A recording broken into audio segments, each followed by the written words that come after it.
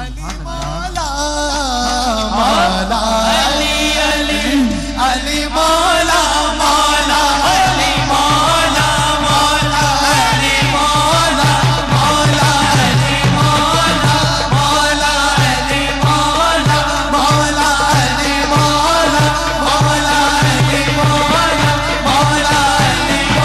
مولا علی مولا مولا علی مولا مولا علی مولا مولا علی مولا مولا علی مولا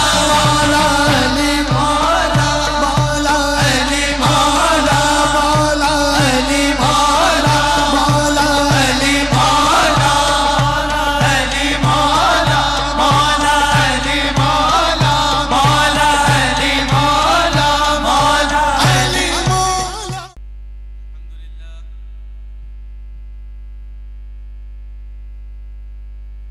الحمد لله الذي نحمده ونستعينه ونستغفره ونؤمن به ونتوكل عليه ونعوذ بالله من شرور أنفسنا ومن سيئات أعمالنا من يهده الله فلا مضل له ومن يضلله فلا هادي له وأشهد أن لا إله إلا الله وحده لا شريك له وأشهد أن سيدنا ونبينا ومولانا محمدا عبده ورسوله أرسله بالحق بشيرا ونذيرا قال الله تعالى في القرآن المجيد والفرقان الحميد إن الله وملائكته يصلون على النبي يا أيها الذين آمنوا صلوا عليه وسلموا تسليما اللهم صل وسلم وبارك على سيدنا ونبينا ومولانا محمد وعلى آل محمد صلى الله عليه وسلم. السلام علیکم ورحمۃ اللہ وبرکاتہ. نگاہ عشق و مستی میں وہی اول وہی آخر، وہی قرآن وہی فرقان وہی یاسی وہی طٰہٰ. اے ختم رسول سید کل سرور ذیشان سلطانوں کے سلطان. تم قبلہ دل کعبہ جاں مرکز عرفاں اور حاصل ایمان. منہ سے نکل ہی جاتا ہے مشکل میں یا علی، منہ سے نکل ہی جاتا ہے مشکل میں یا علی. ہر دور میں جہاں کو ضرورت علی کی ہے، ہر دور میں جہاں کو ضرورت علی کی ہے. انشاءاللہ تعالی آج میں آپ کے سامنے امیر المؤمنین امام المتقین اسد اللہ اسد رسول اللہ شیر خدا مشکل کشا امام علی ابن ابی طالب کرم اللہ وجہ رضی اللہ تعالی عنہ کی شان و مناقب میں لکھے جانے والی کتاب خصائص علی سے کچھ احادیث پیش کرنے کی سعادت حاصل کروں گا. ویسے تو مولا کائنات کی شان میں اتنی احادیث ہیں کہ ہمیں اپنی طرف سے کچھ کہنے کی ضرورت ہی نہیں ہے. جیسا کہ امام اہل سنت امام احمد بن حنبل رضی اللہ تعالی عنہ فرماتے ہیں کہ مجھے مولا کائنات کی شان میں اتنی احادیث معلوم ہے کہ نبی اکرم صلی اللہ علیہ وسلم نے کسی اور صحابی کی شان میں اتنی احادیث بیان نہ کی ہوگی.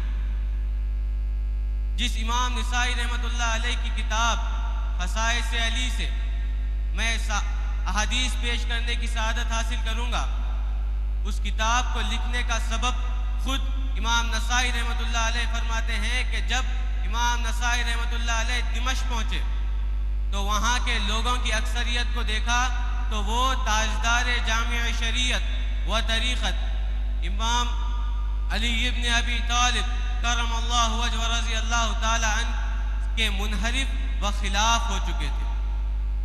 چنانچہ انہوں نے اس امید پر یہ کتاب لکھی کہ اللہ تعالیٰ اس کتاب کے ذریعے سے ان لوگوں کی ہدایت نصیب فرما، ان لوگوں کو ہدایت نصیب فرما. محدث اکرام فرماتے ہیں کہ امام نسائی رحمۃ اللہ علیہ کی شہادت کا سبب خود اس کتاب کو دمشق کے لوگوں کے سامنے پڑھ کر سنانا بنا. جب امام نسائی رحمۃ اللہ علیہ اس کتاب کی تصنیف کر کے فارغ ہوئے تو آپ نے چاہا کہ اس کتاب کو دمشق کے لوگوں کے سامنے پڑھ کر سنایا جائے تاکہ بنو امیہ کی سلطنت کے دور میں لوگوں کے دلوں میں جو ناسبیت پیدا ہو چکی تھی اس کی اصلاح ہو سکے.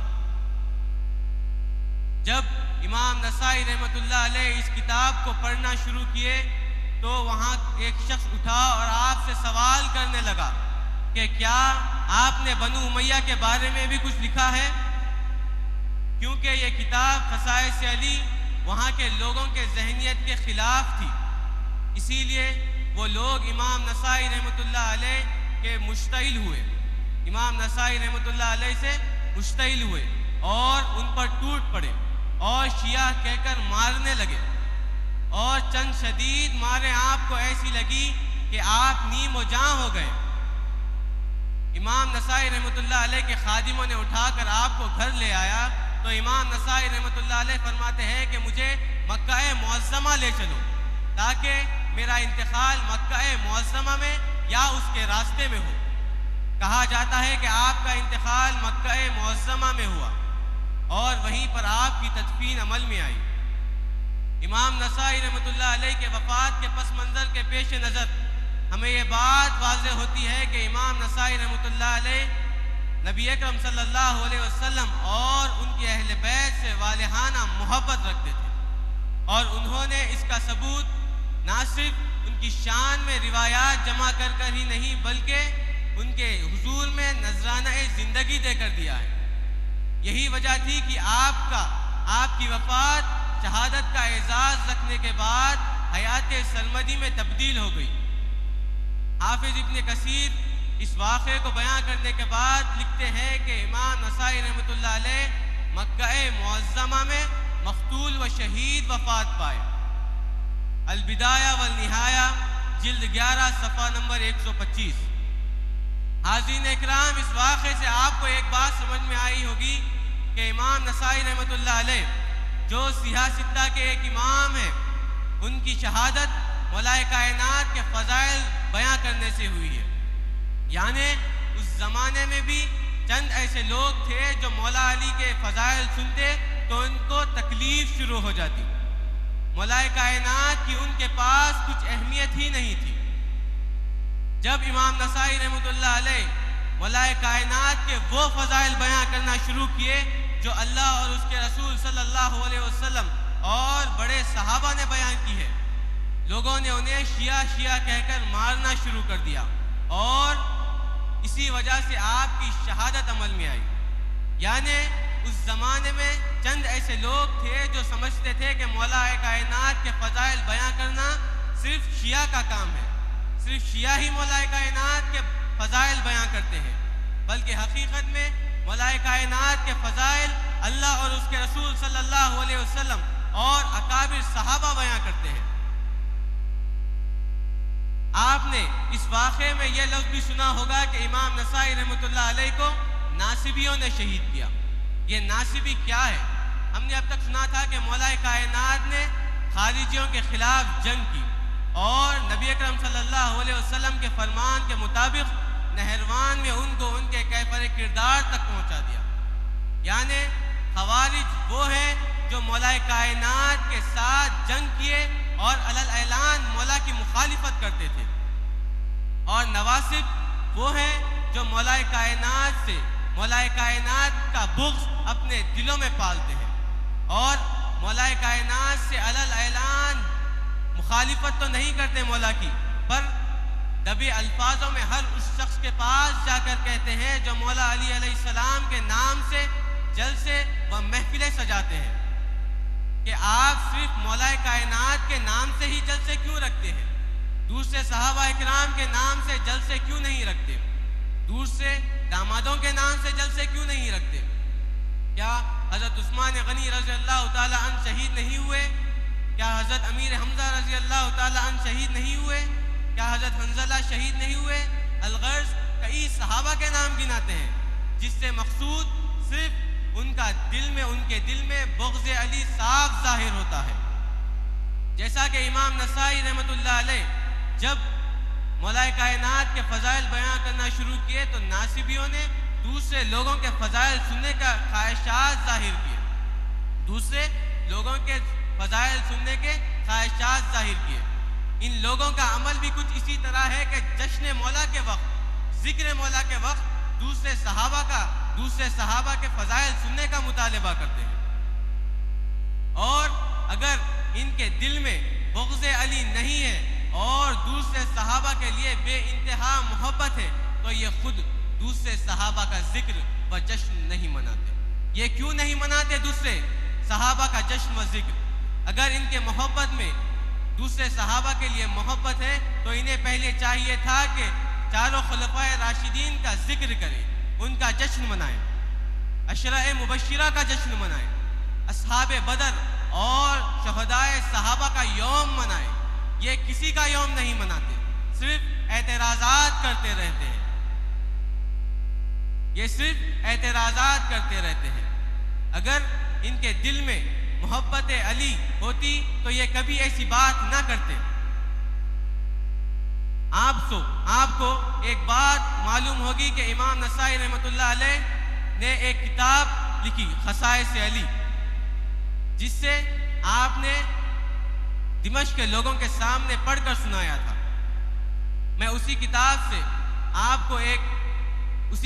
احادیث پیش کروں گا کہ امام نسائی رحمۃ اللہ علیہ اپنی کتاب خصائص علی میں سب سے پہلی حدیث یہ نقل فرماتے ہیں کہ حضرت زید بن ارقم رضی اللہ تعالی عنہ فرماتے ہیں کہ مولا علی علیہ السلام نبی اکرم صلی اللہ علیہ وسلم کے ساتھ نماز پڑھنے والے پہلے شخص تھے۔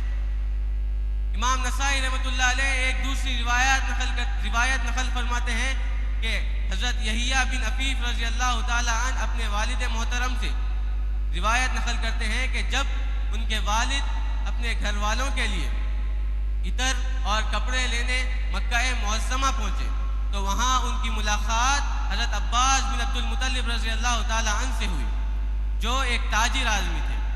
وہ کہتے ہیں کہ میں حضرت عباس رضی اللہ تعالی عنہ کے پاس ایسی جگہ بیٹھا ہوا تھا کہ مجھے کعبۃ اللہ صاف نظر آ رہا تھا، آسمان میں سورج تھا اور اس کے اطراف ہالہ پڑا ہوا تھا۔ اچانک ایک نوجوان آئے اور آسمان کی طرف نظر ڈالتے ہیں، پھر کعبۃ اللہ کی طرف منہ پھیر کر ٹھہر جاتے ہیں۔ ابھی وہ ٹھہرے ہی تھے کہ ایک لڑکا آیا اور اس نوجوان کے پیچھے ٹھہر گیا۔ کچھ ہی دیر میں ایک خاتون آئی اور ان دونوں کے پیچھے ٹھہر گئی۔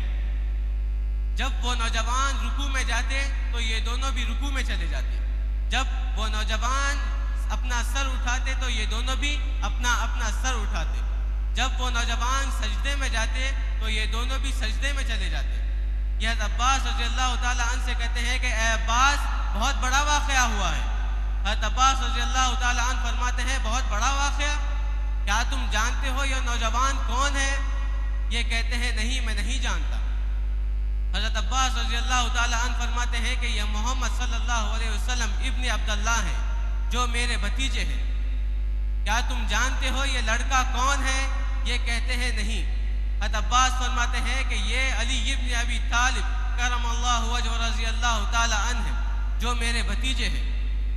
کیا تم جانتے ہو یہ خاتون کون ہے؟ یہ کہتے ہیں نہیں۔ یہ حضرت عباس رضی اللہ تعالی عنہ فرماتے ہیں کہ یہ بی بی خدیجۃ الکبریٰ ہے رضی اللہ تعالی عنہا، جو اس نوجوان کی زوجہ ہے۔ میرے بھتیجے نے مجھ سے کہا ہے کہ اس کا رب تمام دنیا و آسمانوں کا رب ہے اور اس کے رب نے اس کو اس کا حکم دیا ہے، اور خدا کی قسم ان تینوں کے علاوہ کوئی دوسرا شخص نہیں کہ اس دین کا پیروکار ہے۔ آخری میں اللہ تعالیٰ سے دعا ہے کہ سننے سنانے سے زیادہ عمل کرنے کی توفیق عطا فرما، ہمارے دلوں کو اہل بیت کی محبت سے معمور فرما، اور جن کے دل میں محبت بغض علی ہے، ناصبیت ہے، ان سے ان کو شفا عطا فرما۔ وآخر الدعوانا الحمدللہ رب العالمین۔ علی مولا